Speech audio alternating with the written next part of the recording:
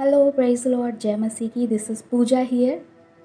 अगर आप भी आज तक ये समझते आए हैं कि करूब एक नन्हा सा छोटा सा पंखों वाला फरिश्ता होता है, तो आप बिल्कुल गलत हैं।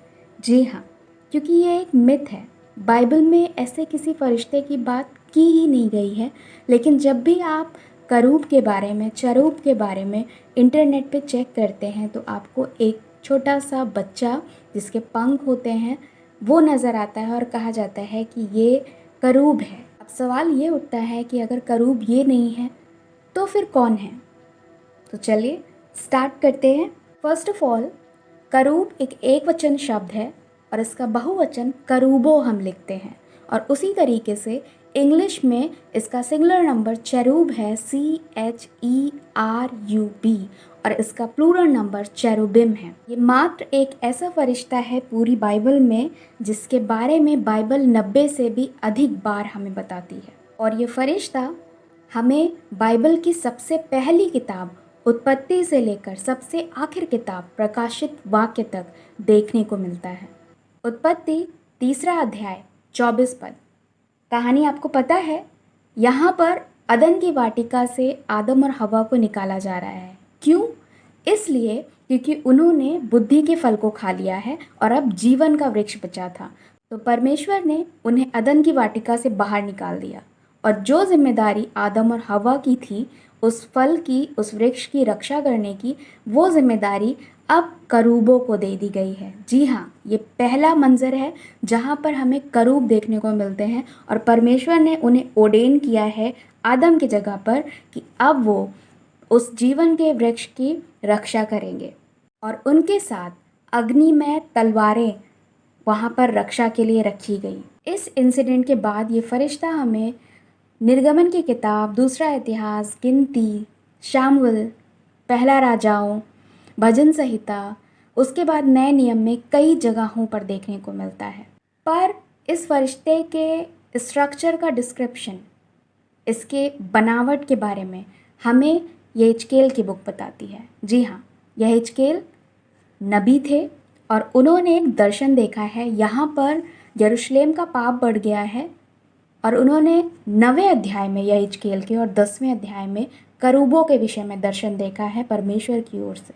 10वां अध्याय यहेजकेल का, उसके 20वें पद में लिखा है, ये वे ही जीवधारी हैं जो मैंने कबार नदी के पास इज़राइल के परमेश्वर के नीचे देखे थे और मैंने जान लिया कि वे ही करूब हैं। हर एक के 4 मुख थे और 4 पंख, और पंखों के नीचे मनुष्य के से हाथ भी थे।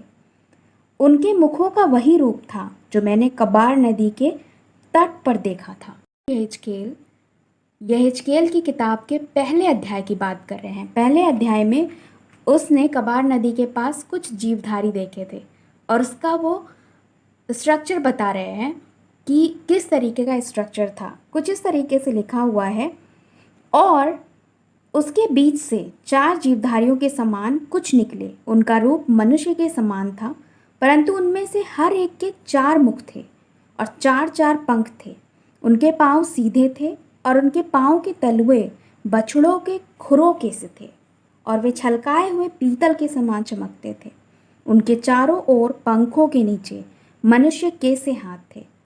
उन चारों के मुख पंख इस प्रकार के थे, उनके पंख एक दूसरे से परस्पर मिले हुए थे। वे अपने अपने सामने सीधे ही चलते मुड़ते नहीं थे। उनके सामने के मुखों का रूप मनुष्य का सा था।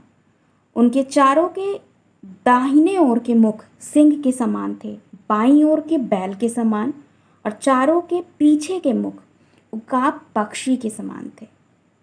तो यहाँ पर इस तरीके का स्ट्रक्चर यहेजकेल ने अपनी किताब में बताया है कि उनके 4 मुख थे और चारों ही मुख फर्क फर्क थे और उनके 4 पंख थे। लेकिन यहाँ पर 4 पंख लिखा है और जब हम नीचे पढ़ेंगे तो वहाँ पर लिखा है हर एक जीवधारी के 2-2 पंख थे। यानी कि सराफ के कितने पंख थे?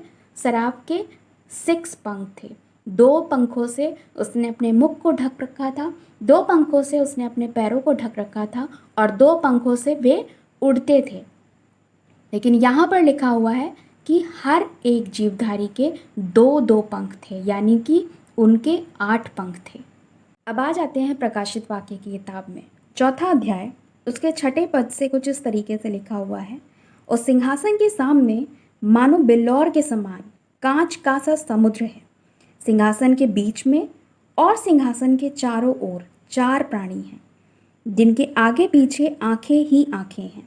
पहला प्राणी सिंह के समान है, दूसरा प्राणी बछड़े के समान है, तीसरा प्राणी मनुष्य का सा है, और चौथा प्राणी उड़ते हुए उकाब के समान है। चारों प्राणियों के 6 पंख हैं, और चारों ओर और भीतर आंखें ही आंखें हैं। वे रात दिन बिना विश्राम किए या कहते रहते हैं, पवित्र पवित्र पवित्र प्रभु परमेश्वर सर्वशक्तिमान, जो था, जो है और जो आने वाला है। ये वही वर्ष है जिसके वजह से कहा जाता है कि सराफ और चरुबेम करूब एक हैं। निर्गमन 25 अध्याय 10वां पद।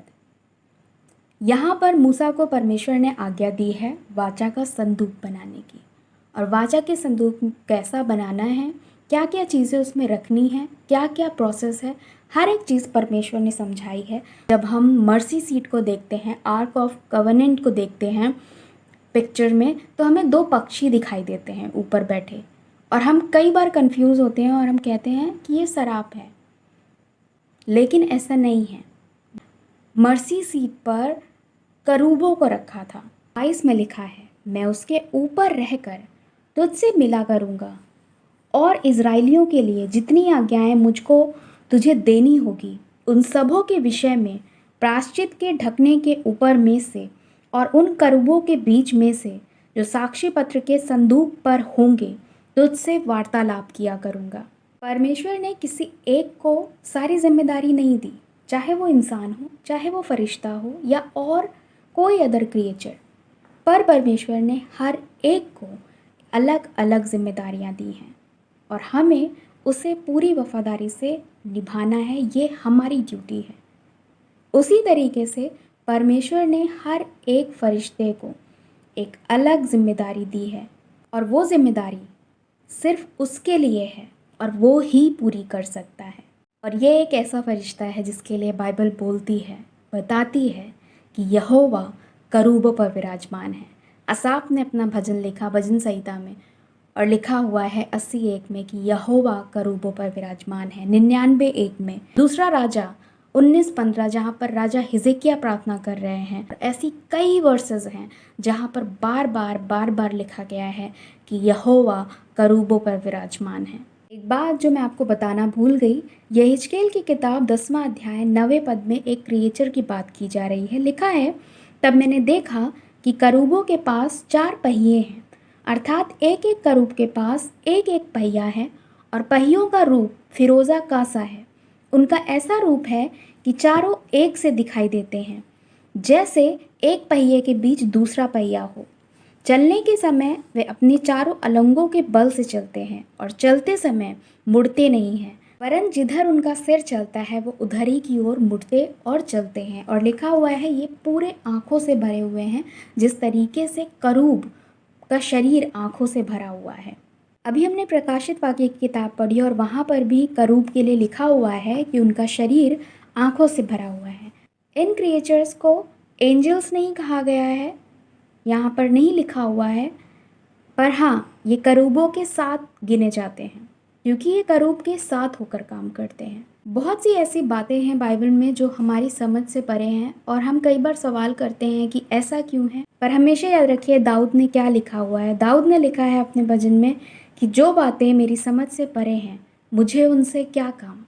नाउ वो छोटा बच्चा जिसे आज तक लोग मोस्टली नॉन क्रिश्चियन चेरुबिम समझते आए हैं, करूब समझते आए हैं, वो असल में है क्या, उसके बारे में जानेंगे पर अपने नेक्स्ट वीडियो में।